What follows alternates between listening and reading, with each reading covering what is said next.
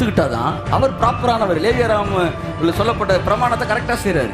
நீ செருப்பை கழட்டி போட்டாதான்ப்பா நான் அதை செய்ய முடியும். கழட்டுறான், கழட்டி போகிறான். இப்போ சொல்கிறாரு, முச்சடியில் எழுந்தருளினுடைய தயவு உனக்கு முன்னாடி போய், நீ இல்லைப்பா கத்தி எடுத்துல அது நீ, இப்போ செருப்பை கழட்டிட்ட, இனி நான் அல்ல கிறிஸ்துவே என்னில் இருக்கிறார்.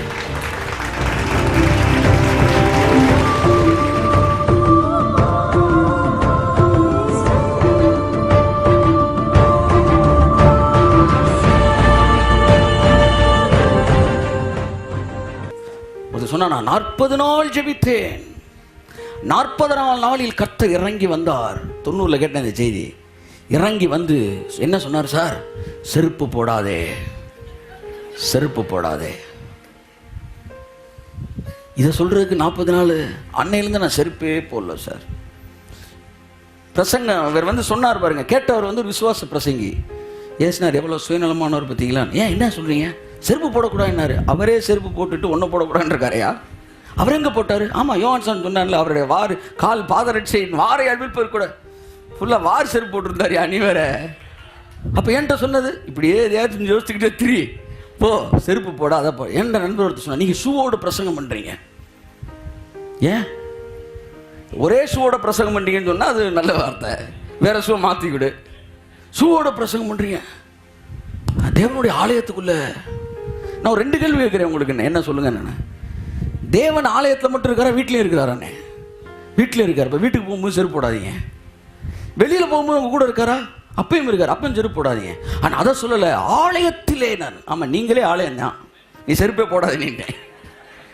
இல்லை, அதெல்லாம் கிடையாது. மோசையை செருப்பு போடக்கூடாதுன்னாரு. மோசையை செருப்பு போடுன்னாரு ஒரு இடத்துல. எங்க? பஸ்கா பண்டிகை. The very important thing. முச்செடி அல்ல, முச்செடியை விட மகிமையான ஒரு இடம் அது. பஸ்கா, அடிக்கப்பட்ட ஆடு. இன்னைக்கு எடுக்க போகிறோம் கம்யூனியன். கம்யூனியனில் நான் செருப்பு போட்டு பிரசங்கம் பண்ணுறேன். நானே கம்யூனியன் இப்போ செருப்பை கழட்டிடுவேன் மெயில்ட. ஏன்னா கம்யூனியன் எடுக்கும்போது ஒரு பயம் இருக்குது. ஏன்னா கம்யூனியன் சர்வீஸில் நம்ம யாரும் ஷூவோட கம்யூனியன் எடுக்கிறதே கிடையாது. ஆனால் கம்யூனியன் எப்படி எடுக்கணும்னு கர்த்தர் மோசேக்கு சொன்னார். நீங்கள் இந்த அப்பத்தை புசிக்கும் போது உங்கள் பாதரட்சி அணிந்து கொண்டவர்களாய் புசிங்கள்னாரு. குற்ற உணர்ச்சி இருக்கக்கூடாது. செருப்பு போட்டுக்க, தீவிரமாக புசி அப்படின்னாரு. கம்யூனியனுக்கு செருப்பு போட்டுனாரு. இல்லை, அப்போ மோசே செருப்பை கழட்டிட்டு வானாரு. கலட்டிட்டு வானா, வாட் இஸ் த மீனிங்? பாதரட்சியை கலட்டுவது என்றால், என் அன்புக்குரியவர்களே, வாட்ஸ் த மீனிங்? நான் அழகா சொல்லியிருக்கிறேன். பாதரட்சியை கலட்டுவது என்பது என்னால் முடியாதுன்னு சொல்றது. லேவியராகமத்தில் இருக்குது. ஒரு பொண்ணை நான் கல்யாணம் பண்ணணும், ஆனால் அந்த பொண்ணை வச்சு காப்பாற்றுறதுக்கு எனக்கு என்ன இல்லை, சக்தி இல்லை. அதனால் நான் சொல்கிறேன், எனக்கு முடியலப்பா, ரொம்ப அடங்கமாக இருக்கு, நீ வேணாலும் முடிச்சுக்க. அப்புறம் நான் சொல்லுவான், உன்னால் முடியாதா? ஐயோ முடியாதுப்பா. சிலப்போ செருப்பு கழட்டிடுங்க. செருப்பு கழட்டினா என்னால் முடியாதுன்னு அர்த்தம். இப்படி செருப்பு கலட்டி போடப்பட்டவனுடைய வீடு பாதரட்சிகளை கலட்டி போட்டவன் வீடு என்று அழைக்கப்படும். உடனே செருப்பை கழட்டி போட்ட உடனே அவர் தான் செய்ய வேண்டிய பொறுப்பை, அந்த பொறுப்புனா என்ன, அந்த பொண்ணுக்கு சோத்த போடணும், அடுத்து அந்த பொறுப்பை இப்போ என் தலையில் போட்டார். உடனே நான் அந்த பொண்ணு, அவர் என்ன செய்வார், அந்த பொண்ணை வச்சு காப்பாற்றிடுவார். சரியா? அப்போ அடுத்து இன்னொரு எடுத்துக்காட்டு. போவாஸை ரூத்தை கல்யாணம் பண்ண வரான். கல்யாணம் பண்ண உடனே போவாஸ் சொல்கிறான், என்னை விட நெருங்கிய இனத்தான் ஒருத்தன் இருக்கிறான், முன்னாடி கவுண்டரில் நிற்கிறான், ஒன்று அவன் டிக்கெட் எடுக்கணும், இல்லை ஒதுங்கின பொறுத்து நாங்கள் டிக்கெட் எடுக்கணும், அது என்னன்னு முடிவு சொல்லுன்னு அவன்கிட்ட போகிறேன். ரூத்தை கல்யாணம் பண்ணிக்கிறேன்னு கேட்குறேன். அவன் சொல்கிறான், முடியாது சார்றான். அப்போ செருப்பை கழட்டிடுறேன். செருப்பை கழட்டிடுறான். இனிமேல் ரூத்துக்கு எனக்கு மனைவி என்பது மகிமை, மகிமைக்கு எனக்கும் சம்மந்தம் இல்லை, நீயே வச்சு காப்பாற்றிக்க இந்த மகிமைன்ட்டான். உடனே போவாஸ் என்ன செஞ்சிட்டான், அவள் அழைச்சிட்டு கொடுத்து போயிட்டான். புரியுதா? கழட்டி போட்டால் என்ன அர்த்தம்? என்னால் முடியாது, நீங்கள் பார்த்துக்காங்க சாமின்னு அர்த்தம். மோசே வரான், என் ஜனங்கள் துன்பப்படுகிறார்கள், அவங்கள விடுதலையாக்கணும், செருப்பை கழட்டி போடுன்றார். கையை தட்டு.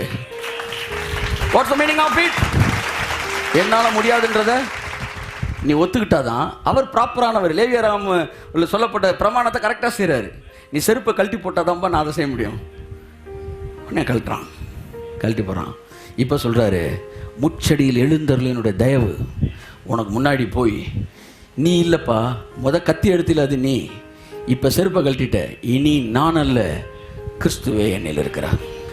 அடுத்து இயேசு. அதுக்கப்புறம் அந்த முச்சடி எழுந்தருள் யார்? இயேசு. இயேசு போய் 45 லட்சம் பேர் வெளியே கூட்டிகிட்டு வர்றாரு. இதுதான் செருப்பு கழட்டி போடுறது. என்னால் முடியாதுன்னு ஒத்துக்கிறது. புதிய உடன்படிக்கையில் அது செருப்பு கழட்டி போடுறதுக்கு பதிலாக சுயத்தை கழட்டி போடுறோம்.